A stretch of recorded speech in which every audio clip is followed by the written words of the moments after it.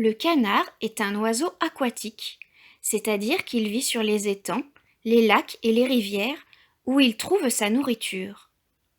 Les canards domestiqués vivent à la ferme où on les élève pour leur viande. La maman canard s'appelle la cane et son bébé s'appelle le caneton. C'est en général à la fin de l'hiver que les mamans canards se mettent à chercher un endroit pour pondre leurs œufs. Ce sont elles qui construisent leur nid avec des morceaux d'herbe et de plantes, puis des petites plumes que la cane arrache à son plumage.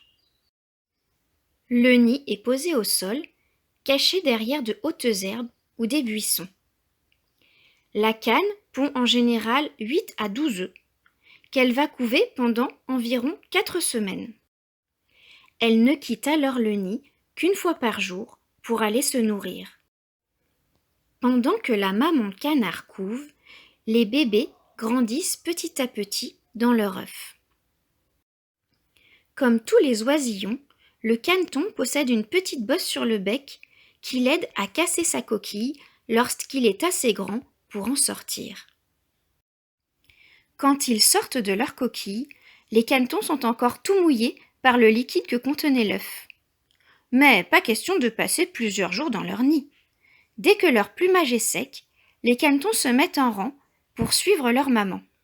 Quelques heures à peine après leur sortie de l'œuf, les canetons vont prendre leur premier bain.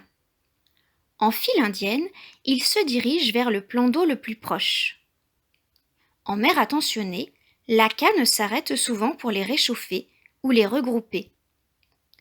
Une fois à l'eau, pas besoin de cours de natation, ils sont tout de suite capables de barboter derrière leur maman. Le plumage des canards est extraordinaire. Même lorsqu'ils plongent sous l'eau, une épaisse couche de duvet garde leur corps au chaud et au sec. Pour avancer plus vite dans l'eau, les canards ont des pattes palmées. Ils s'en servent comme des rames. Non seulement les canetons savent immédiatement marcher et nager, mais en plus, ils sont capables, dès leur naissance, de manger comme les grands. Tout en barbotant en compagnie de leurs frères et sœurs, c'est tout seuls qu'ils vont chercher dans l'eau de quoi se nourrir. Les canards sont omnivores. Cela veut dire qu'ils mangent de l'herbe, des graines, mais aussi des petits animaux, comme des vers, des insectes, des poissons, ou parfois même des petites grenouilles. En grandissant, les canetons perdent peu à peu leurs petites plumes de bébé, qui sont remplacées par des plumes d'adultes.